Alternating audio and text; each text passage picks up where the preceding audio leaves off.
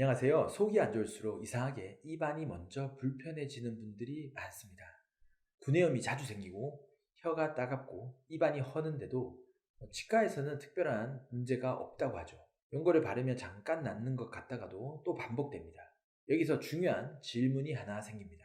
왜 입안 문제인데 속이랑 같이 움직일까? 오늘은 위장 기능이 떨어질 때 왜 구강 전만부터 망가지는지 그 연결고리를 하나씩 풀어보겠습니다.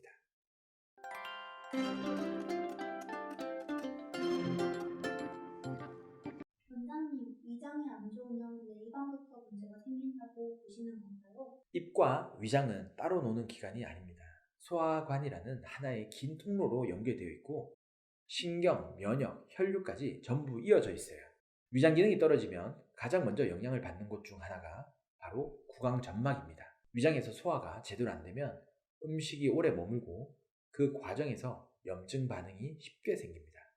이 염증 신호는 국소에만 머무르지 않고 전신 면역 반응에 영향을 주는데 그중 점막 조직이 민감하게 반응합니다. 입안 점막은 얇고 혈류가 풍부해서 변화가 빨리 드러나는 부위거든요.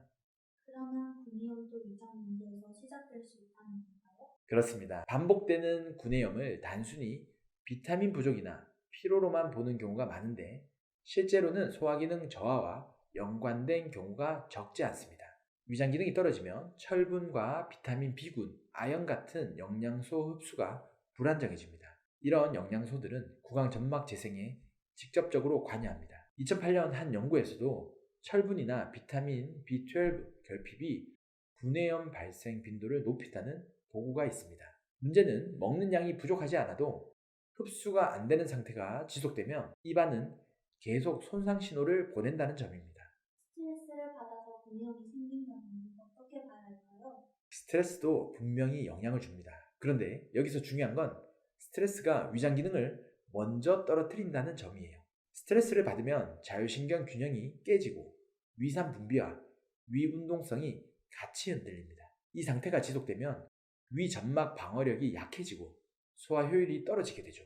그러면 앞서 말한 것처럼 염증 반응과 영양 흡수 문제가 겹치면서 구강 점막까지 영향을 받습니다. 실제로 스트레스와 위장 간 기능 장애 그리고 점막의 염증 반응의 연관성은 여러 연구에서 보고되어 있습니다. 그럼 입안이 자주 헐 때 위장 상태를 같이 봐야 하는 신호가 있을까요? 입안이 헐면서 동시에 속이 더부룩하다, 식사 후에 졸리고 무기력하다, 트림이나 가스가 잦다, 변이 묽어지거나 변을 보는 횟수가 잦아졌다. 이런 증상이 같이 온다면 단순 구강 문제로 보기는 어렵습니다. 위장 기능 저하가 지속되면서 장내 환경도 변하게 됩니다. 이 과정에서 염증성 사이토카인이 증가할 수 있고 이런 물질들은 점막 조직에 영향을 미쳐서 구강 염증을 반복시키는 요인이 됩니다. 위가 안 좋으면 입안이 마르는 느낌도 든다는 분들이 있던데요. 맞습니다. 위장 기능이 떨어지면 침 분비도 영향을 받게 됩니다.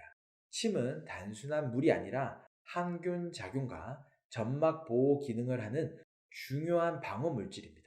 소화기 기능이 저하된 상태에서는 자율신경 균형이 깨지면서 침 분비량이 줄어들 수가 있고 그 결과 입안이 쉽게 건조해지고 점막이 손상되기 쉬워집니다. 구강 건조는 구내염 발생 위험을 높이는 요인으로 알려져 있습니다. 이런 경우 치료 접근은 어떻게 달라져야 할까요? 연고와 각을 비타민으로 잠깐 가라앉힐 수는 있지만 반복된다면 위장 기능을 같이 조절해야 합니다. 소화기 기능을 회복시키는 접근은 위의 운동성, 위산 분비의 균형과 장 환경을 함께 다룹니다. 이런 흐름이 잡히지 않으면 입안 점막도 회복 속도가 달라집니다. 실제로 소화기 기능을 개선했을 때 구내염 재발 빈도가 줄었다는 임상 보고들도 존재합니다. 한의학적으로는 이 연결을 어떻게 보나요? 한의학에서는 입을 비위, 즉 소화기계의 연장선으로 봅니다. 위장의 기운이 약해지면 위로 열과 노폐물이 올라오면서 구강 점막을 자극한다고 해석합니다. 그래서 치료도 입만 보지 않고 전반적인 소화 상태와 피로, 식후 반응을 함께 평가합니다. 침치료나 한약은 위장 기능을 조절하고 전신 염증 반응을 낮추는 방향으로도 사용됩니다. 이 과정에서 구강 증상이 같이 완화되는 경우를 임상에서 자주 봅니다. 입안이 자주 헐고 잘 낫지 않는 분들은 용고만 바르셔서 왜 또 생기지 고민하고 계셨다면 이제 시선을 조금 바꿔보셔야 합니다. 속이 안 좋을수록 몸은 입안부터 신호를 보냅니다. 반복되는 구강 점막 염증은 몸 안쪽, 특히 위장 기능이 보내는 구조적인 메시지일 수 있습니다. 겉으로만 드러난 증상만 보지 말고 안쪽 흐름까지 같이 살펴보는 것, 그게 회복의 시작입니다. 시청해주셔서 감사합니다.